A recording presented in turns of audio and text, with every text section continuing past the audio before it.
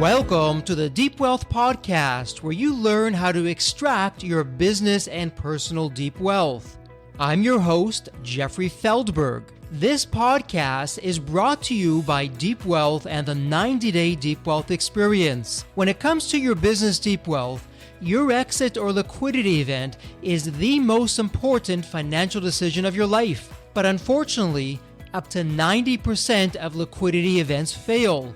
Think about all that time and your hard-earned money wasted. Of the quote-unquote successful liquidity events, most business owners leave 50% to over 100% of the deal value in the buyer's pocket and don't even know it. I should know. I said no to a seven-figure offer and yes to mastering the art and the science of a liquidity event. 2 years later, I said yes to a different buyer with a 9-figure deal. Are you thinking about an exit or liquidity event?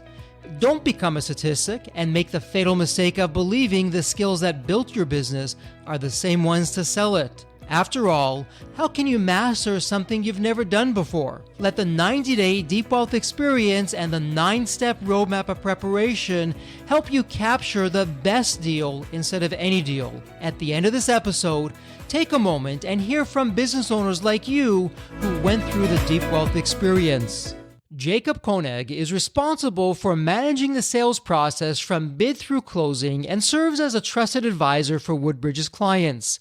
Prior to joining Woodbridge, Jacob spent 12 years at Goldman Sachs in Asia, most recently as executive director, heading execution services in Taiwan. His team covered more than 500 institutional clients globally.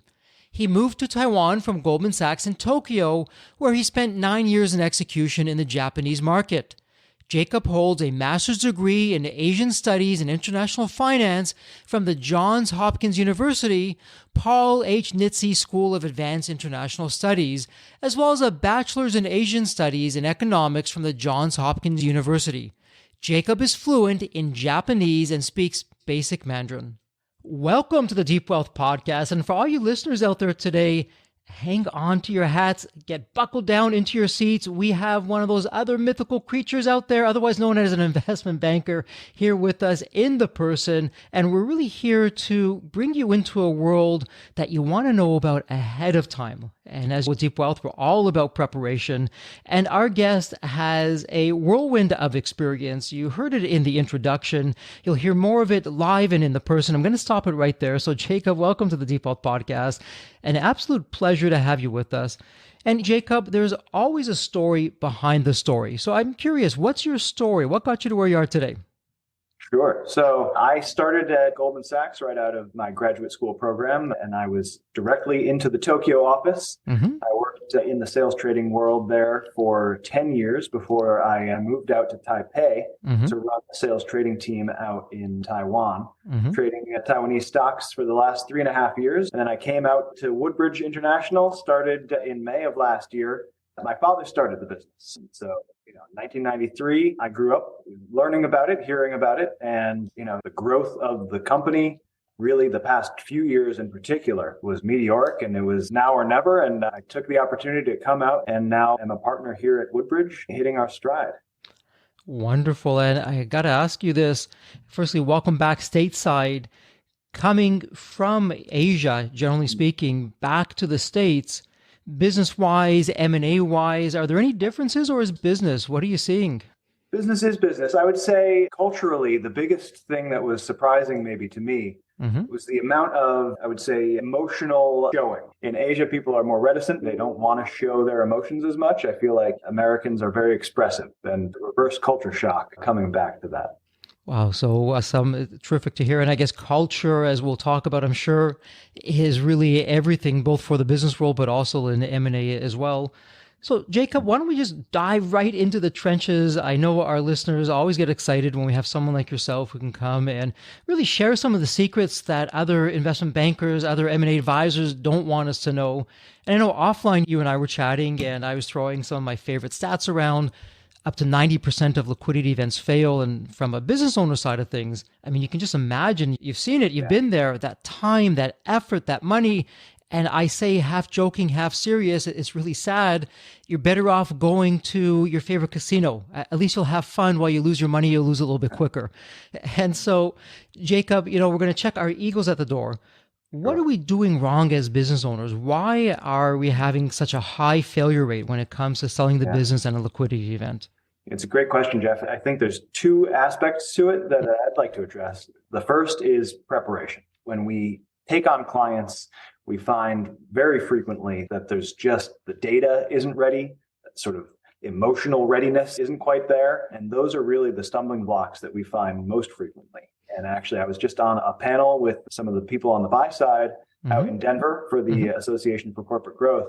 And it was interesting, actually, the buyers themselves brought up this point that when they see that a seller is prepared, ready to go, really, a prepared seller, they are actually willing to bid higher because the process is going to be easier, it's going to be faster, it's going to be cheaper. So preparation is number one. Number two, what Woodbridge does differently than other investment banks and the sort of the traditional approach of going to your network, going to the people that you know, it's limiting. And so to cast that wide net, go to as many people as possible, that's going to put you in a position to find the buyers who have a differentiated view, who are willing to pay that premium for your business and really get that right fit. So to not limit yourself to the people who you already know or otherwise. Love what I'm hearing, Jacob. And for our listeners, you can't see me, Jacob, I am literally grinning ear to ear because sometimes, let's face it, you're never a prophet in your hometown. And I know our listeners, they will hear me say repeatedly, hey, what's the secret to success, both for growing your business and a liquidity event? Jacob, is the first thing that you said. Preparation. When you prepare well in advance, as we like to say, you find those skeletons in the closet, you remove them, or if you can't remove them, at least you know about them, that you can tell that in advance to the buyers. And at the same time, you're growing the business. You're having a more successful and profitable business. Now, for our listeners, Jacob, you said something also, let me take that again. For our listeners, Jacob, you said something interesting because you are dispelling a myth. I can't tell you how many business owners I speak to. Somewhere, somehow, they believe in their heart and soul, it's up to them, the business owner, to find their future buyer. And at Deep Wealth, we're saying two things. Number one, no, it isn't. You'll have a very talented individual like Jacob and his team. Really, that's what they're doing. That's why you're bringing them on board, to cast that wide net. But the other thing I would love for you to go into, as an investment banker at Deep Wealth, you are what we call an advocate. You're a generalist. You don't have the buyer on speed dial. You're loyal to the business owner who's the seller. And if you burn a bridge with a buyer, that's okay. You'll probably never deal with that buyer again. So for the benefit of our listeners, they've heard me say it. I would love them to hear it from you. Being that advocate, you're casting that wide net. What are the advantages to them? Why would they want to work with someone like you as opposed to, I'm sure they get these emails and these phone calls. Hey, Jeffrey, I know your business. I did the last 10 deals. I know the buyers. I can get you in and out of market quickly. I know exactly what to do. I know all the industry stats. And yeah, if you go to a guy like Jacob, he doesn't know your business. He doesn't know your industry. It's going to take him longer. He's not going to know what to do. I've got all the moves down. So for the benefit of our listeners, why is that narrative I just shared all wrong? Yeah. Again, I think that when you're going to a limited group, you're limiting yourself, right? And so having the ability to choose between many options, puts you in the driver's seat, gives you that ability to get into the nuance, what's going to be different, how is it going to look post-close in the transition, but also it reveals the market price, right? If you just are going to one or two buyers, especially if you're dealing with a network where those buyers expect some kind of pricing up front, you're going to limit yourself again. And so by going out to as many people as possible, casting that wide net and letting the market show you where the pricing is, that's the way that you're going to maximize value. And not only value, but also, again, after that transition, finding someone who's willing to work with your own individual style of compensation for your employees, or whatever else it is that's important to you. That's something that we can discover. Terrific. And let me ask you something, because sometimes we can all use the same words and it means different things. Yeah. You're using the word preparation. I'm using the word preparation. Jacob, here for our listeners, I'm magically giving Jacob my magic wand. So here you go. I just passed it to you, Jacob. You can wave your magic wand. For the next business owner that comes up to you and says, Jacob, take me to market. what do you want to see in a business that's really prepared, that they've done their homework, that it allows you to spend the limited time that you have to make the most of it and get the highest enterprise value? What does that preparation mean and look like? The biggest thing we always say is time kills deals. What takes time is when you have to put your numbers together on the fly, when you don't have the documents ready to go, when you're searching around for your S-election receipts. These things all add time, and that means additional uncertainty, the additional possibility that nuclear bombs go off in Ukraine. You don't know what's around the corner. It doesn't have to necessarily be anything to do with your business. We've seen all types of things derail deals before. And so being prepared means having your ducks in a row, having those documents ready, having your numbers prepared in a way that, even if it's not GAAP, is sort of easily equivalent to GAAP, but also to be emotionally prepared, where not fighting a buyer about the way that maybe you've operated things in the past, that the ability to let go and see beyond the transition, especially if you're a business owner who's trying to step away from the business over, a year or less, that's going to be very important to have that succession plan at least lined up. If not, then the readiness to allow it to happen. Absolutely. So really what I'm hearing you say, you gave some specifics, you gave some big picture kinds of things, but the more you're prepared, that if someone can show up to you and say, you know what, Jacob, here's my data room, take it over, put it into your own data room, but everything's all done. We've done our internal audit. We're all set to go. Succession plan, tax plan, all of that stuff. And for our listeners, you should see Jacob. He's smiling ear to ear. That sounds like it's music to your ear. So let's flip it now to the buyer side, because what we find, Jacob, and I'm going to put myself under the microscope, when I got that first seven-figure offer, I ultimately said no to it.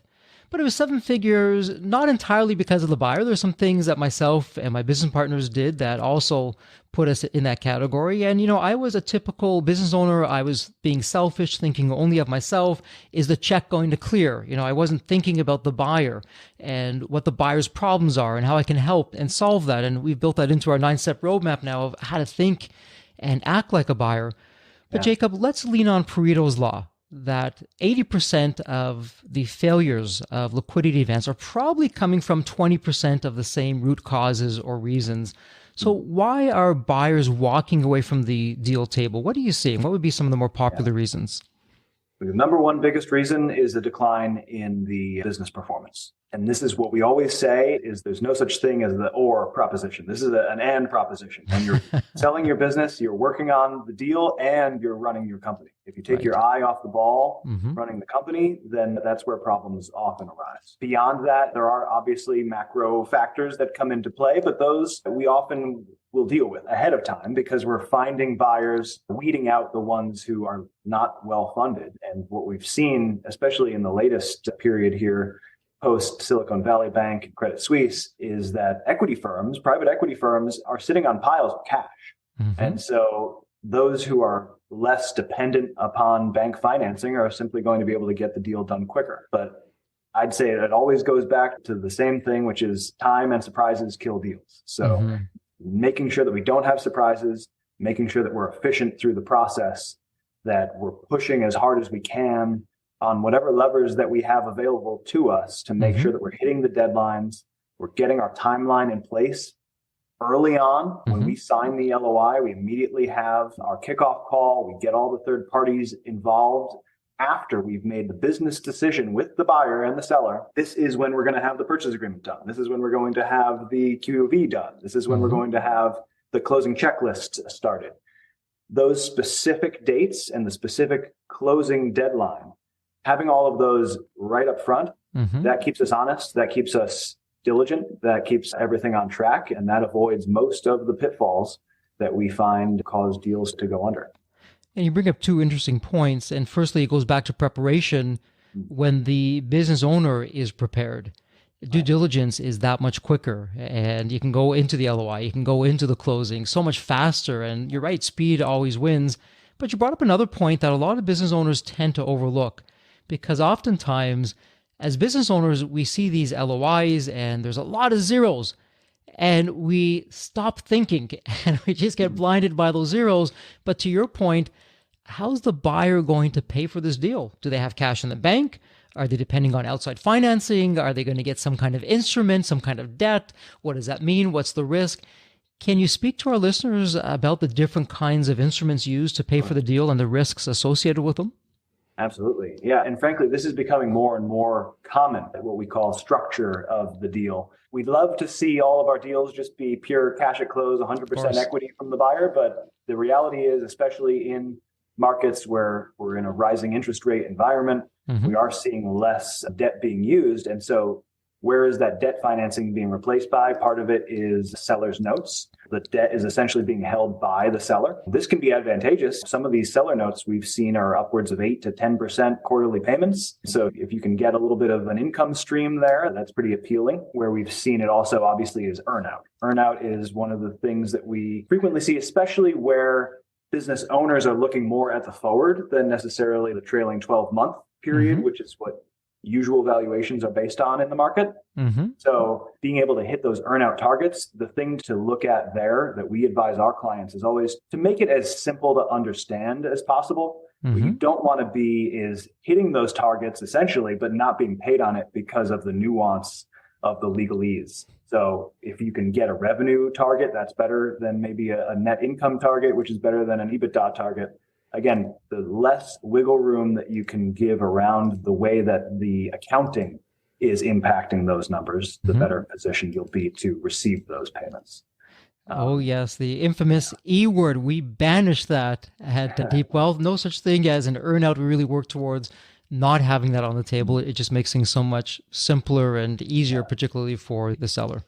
Right. But we do see a lot of equity rolls lately as well. So being able to hold on to a percentage, a chunk of the equity in the company, especially if it's a strategic acquirer, someone who's going to roll it into a larger platform, there's a pretty clear path to improving the value of that equity in those instances. And we've seen clients actually who have turned down higher cash at close to work with a company that they believe really will see their legacy grow and as well take on a larger chunk of that rollover equity so that they can share in that upside. And for the expectations and mindset of our listeners when they're going through their own liquidity event, I know for my own liquidity event, Jacob, just about all the buyers that we spoke with had an expectation that as myself as a business owner and my business partners, that we would leave some equity in the business and it would not be a full 100% buyout. And to your point, we had no issues doing that because they're great companies and you get a second kick at the can and that can take you to some wonderful places. So for our listeners, is that something that they should expect where regardless it's a strategic or financial or family office or some kind of hybrid, that there's an expectation that there's going to be a minimal amount, possibly even a larger amount of equity from the business owner kept in the company? Certainly, when the management team is expected to stay on, this is a common way that buyers will incentivize future performance. So there are those instances, we see it more frequently. We've looked at the data recently, and it's not actually as high a percentage of deals that have an equity rollover component as you might expect. Maybe it's just our segment of the market, but in the lower middle market, deal sizes of $5 to $75 million, roughly 20% of our deals have had equity rollover in the past 5 years or so. So it's not that common, but it's very common among the deals where the management team is staying on, especially if they're staying on for sort of an unlimited period. And let me ask you about that. I know we have our own ways of dealing with that with our 9-step roadmap at Deep Wealth, but from what you're seeing, there are some business owners who are, yes, I want to stay on. I don't mind being with the company for 3 years, 5 years, or beyond that. Yep. At the same time, there's other business owners, hey, you know what? I want to close this chapter. I want to get on to the next chapter. And if I had it my way, the day of closing is the day I'm moving on to a new chapter for me. I'm not involved in the business. So for business owners that don't want to stay on for a prolonged period of time, any strategies or insights of how they can orchestrate that? Yeah, certainly if you have a strong management team in place around you, bringing those people into the fold, having them meet the buyers early on, that's going to really make that whole process a lot easier. It puts the buyer in a position where they know that they can have confidence in the future of the business. So don't overemphasize your own role. There's a sort of an ego-driven desire to show, look how great this company is, look how much I've done, but you really need to minimize your own personal perspective and say, look at how much the company does, look at how much the infrastructure continues even when I'm not there. Absolutely. Talking about one of our X factors and what we call a Rembrandt, the business runs without you. You have a very capable, talented, strong management team to run the business. And so, Jacob, let me ask you this, because as we're recording this podcast, artificial intelligence, AI, continues. Every day you see a new headline. I suspect by the time this episode gets published, there'll be even more advances. So it's really a big picture kind of question, but how are you seeing AI impact deal flow and enterprise value today, and where do you expect to see it impact in, let's say, the next 1 to 3 years? It's a great question, Jeff. I think that we are seeing it sort of at the beginning stages. Our industry, the M&A advisory space, is one that is less likely to be impacted, I would say, because it is a people business. Our primary function is giving business owners the confidence, giving them the guidance, making them feel comfortable. And I think computer is not going to be able to easily fill that role anytime soon. Where there is room for AI to help is going to be around the targeting of our leads. Again, because we go to a very large number of potential buyers, making sure that the right buyers are seeing it. We do that already, but certainly AI would enhance our ability to do that. Finding new clients, again, big data, dealing with all of those numbers, all of the potential clients to find out where we should direct our own personal energy. That's going to be another place I think that AI will help in the M&A world. And probably on the legal diligence side, project management side, we'll see different systems that grow and help in those aspects as well.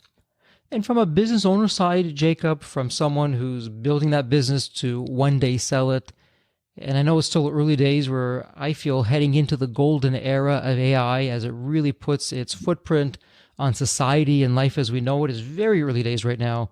That said, though, what do you think business owners should be thinking about it? Because I'm thinking of a buyer coming onto the scene, doing their diligence, and AI really hasn't been part of diligence right now, but I really see that changing where buyers are going to be asking, okay, how is AI a threat?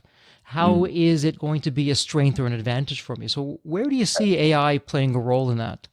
Yeah, it's an interesting one because when I was at Goldman, one of the things that I was working on actually was our own internal AI project, which was helping us to form block deals. So we were working in the equity brokerage world. We have a buyer of a stock. We want to find who's going to sell it and vice versa. So tracking all of our conversations and just putting those information in there into the system and then being able to utilize that in its best way. What it always comes back to, and the general principle that I sort of always go and think about is eventually anything that a computer can do better than a person, the computer is going to be doing. It is inevitable. It will get there. So human to human interaction is where a person really has value. But we're seeing from generative AI that computers can actually have a form of creativity that is sometimes superior. So just creativity by itself isn't enough. It's creativity and context and being able to describe and explain and leverage the emotional intelligence side of things. That's going to be the place where people can add the most value, I think, sort of regardless and perpetually into the future. Makes a lot of sense. And really, if you look over the past however many decades, whatever new technology or tool has come out, the ones who really succeed are the ones who have figured out, okay, how do I leverage this in a way that the tool does what it does best, and we as a company or a team can do what we do best? And that really speaks strongly to what you're saying. Yeah. And I'm wondering, Jacob, with what you've been saying, there's some interesting times out there. There's always ebbs and flows in the economy. But as of late, in regards to buyers, we were talking about them earlier. Let's revisit them for just a moment. Are you seeing buyers mainly stateside? Are you seeing a pickup in international?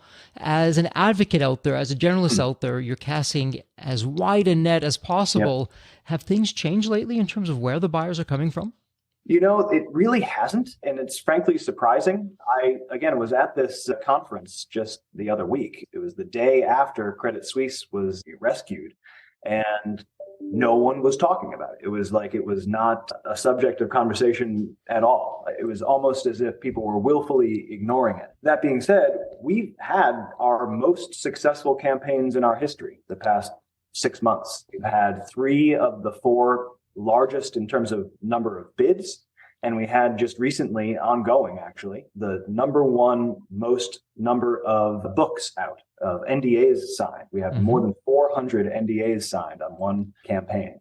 So there are a lot of buyers out there. There's a lot of interest.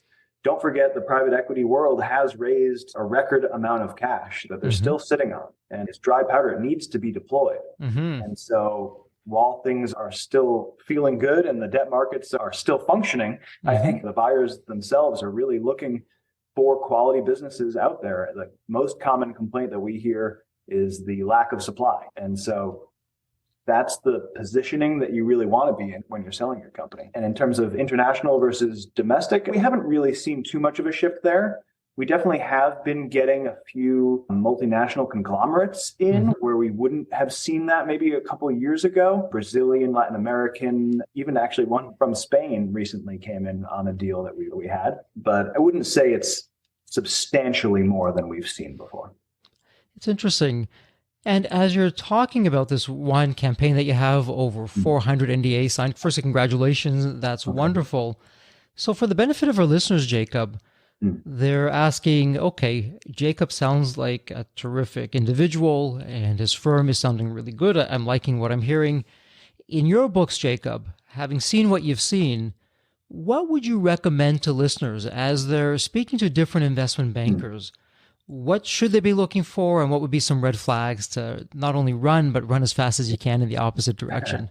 Yeah, something that we've seen pop up more lately are these guarantees. We're going to guarantee that you're going to sell your business. There's no guarantees in life. So that would be one red flag, I think, right off the bat. That seems like it's just one lawsuit away from going away. But we always aim to find buyers to match up the best possibilities out there. I'd say when you're speaking to advisors, you want to hear what's the process. It's not just about who you know, but what you do and how you aim to not only introduce buyers, but what do you do to get the deal closed?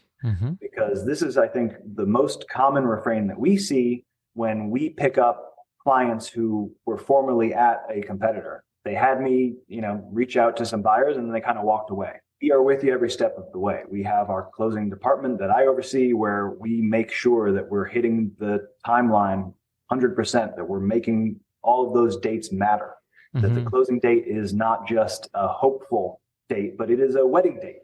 You don't cancel your wedding date because you're having trouble locating some kind of legal document.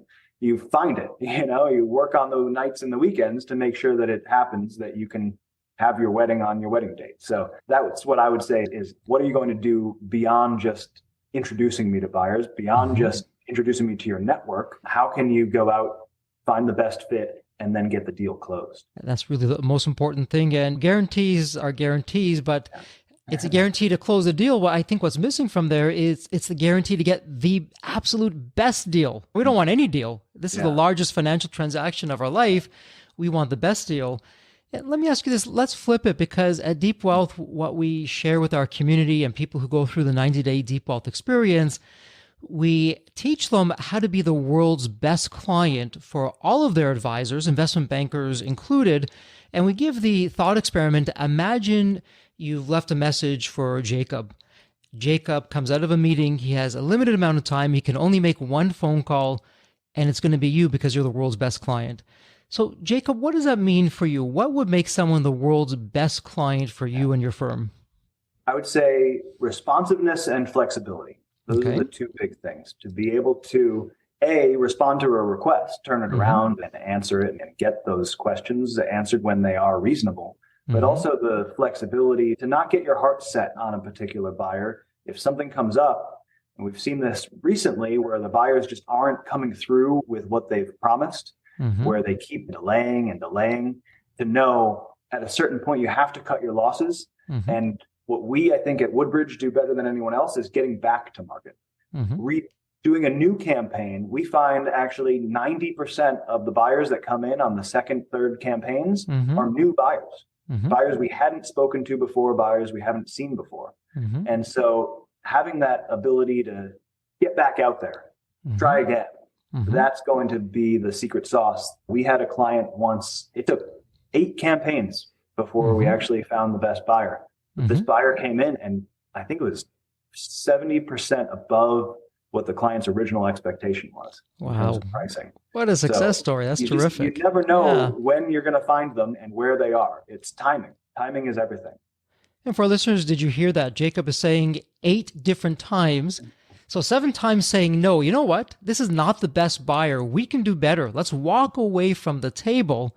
And that's where the preparation comes into place. And the wonderful thing, Jacob, about a competitive process, you're a fan of that, obviously. We're a huge fan of that at Deep Wealth. When you have a competitive process, you have leverage because you're not locked into just one buyer.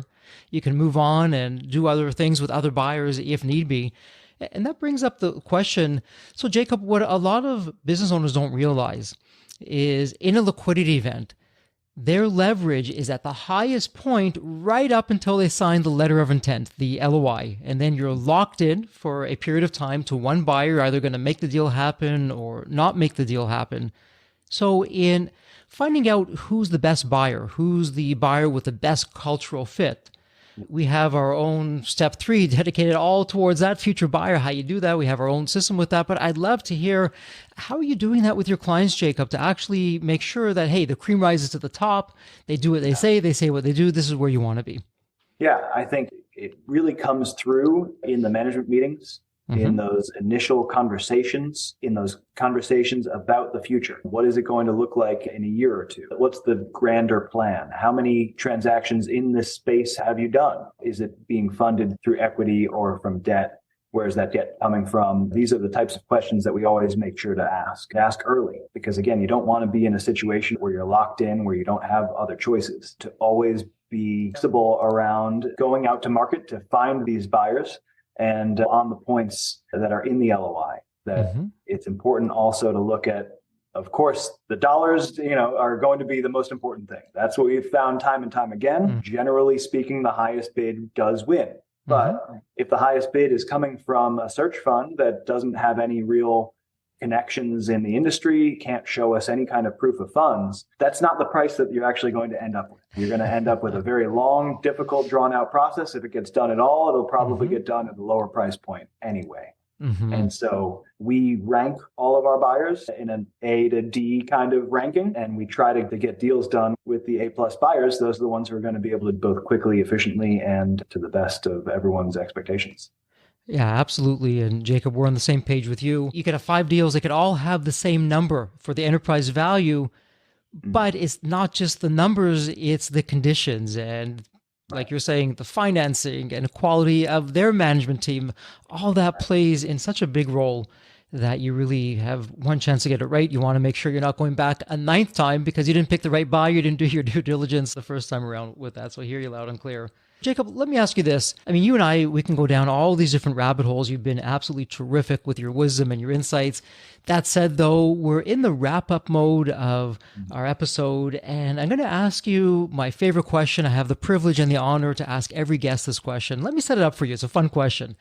So think of the movie Back to the Future. And in the movie, you have that magical DeLorean car that will take you back to any point in your life. So imagine now it's tomorrow morning, and Jacob, you look outside your window. Not only is the DeLorean car sitting there, but the door is open, waiting for you to hop on in. So you hop in, and you can now go to any point in your life. Jacob, as a young child, a teenager, whatever point in time that would be, what are you telling your younger self in terms of life lessons or life wisdom? Or, hey, Jacob, do this, but don't do that. What would that sound like? I've lived in many different places. And if you asked me 5 years ago, while living in Tokyo, are you going to be living in Connecticut again in 5 years? I probably would have said no, but to stay open to what's best, to take each day as an experience and live and learn and take the most out of each day. I think that's really what it comes back to, that there's a certain adventure in uncertainty, but there's also a lot of good from setting up a routine and having those nice quiet moments to enjoy as well. Terrific advice. Live in the moment, make the most of each day.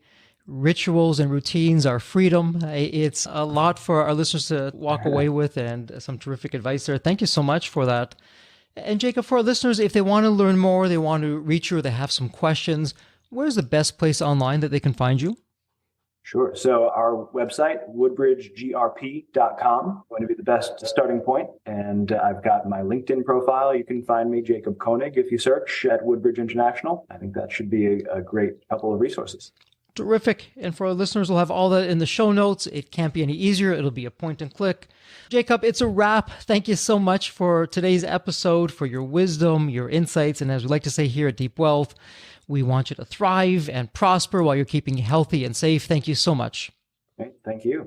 The Deep Wealth experience was definitely a game changer for me. This course is one of the best investments you will ever make, because you will get an ROI of 100 times that. Anybody who doesn't go through it will lose millions. If you don't have time for this program, you'll never have time for a successful liquidity. I mean, it was the best value of any business course I've ever taken. The money was very well spent. Compared to when we first began, today I feel better prepared, but in some respects, maybe less prepared, not because of the course, but because the course brought to light so many things that I thought we were on top of that we need to fix. I 100% believe there's never a great time for a business owner to allocate extra hours into his or her week or day. So it's an investment that will yield results today. I thought I will reap the benefit of this program in 3 to 5 years down the road. But as soon as I stepped forward into the program, my mind changed immediately. There was so much value in the experience that the time I invested paid back so much for the energy that was expended. The Deep Wealth experience compared to other programs is the top. What we learned is very practical. Sometimes you learn stuff that is great to learn, but you never use it. The stuff we learned from Deep Wealth experience, I believe is going to benefit us both. I've done an executive MBA. I've worked for billion-dollar companies before. I've worked for smaller companies before I started my business. I've been running my business successfully now for getting close to a decade. We're on a growth trajectory. Reflecting back on the Deep Wealth, I knew less than 10% what I know now. Maybe close to 1% even. Hands down the best program in which I've ever participated. And we've done a lot of different things over the years. We've been in other mastermind groups, gone to many seminars, workshops, conferences, retreats, read books. This was so different. I haven't had an experience that's anything close to this in all the years that we've been at this. It's 5-star, A+. I would highly recommend it to any super busy business owner out there. And Deep Wealth is an accurate name for it. This program leads to deeper wealth and happier wealth, not just deeper wealth. I don't think there's a dollar value that could be associated with such an experience and knowledge that could be applied today and forever. Are you leaving millions on the table? Please visit www.deepwealth.com/success to learn more. If you're not on my email list, you'll want to be. Sign up at www.deepwealth.com/podcast. And if you enjoyed this episode, if it added value, if you walked away with some new insights and strategies, please leave a review on your favorite podcast channel. Reviews help us reach new listeners, grow the show, and continue to create content that you'll enjoy. And as we wrap up this episode, as always, please stay healthy and safe.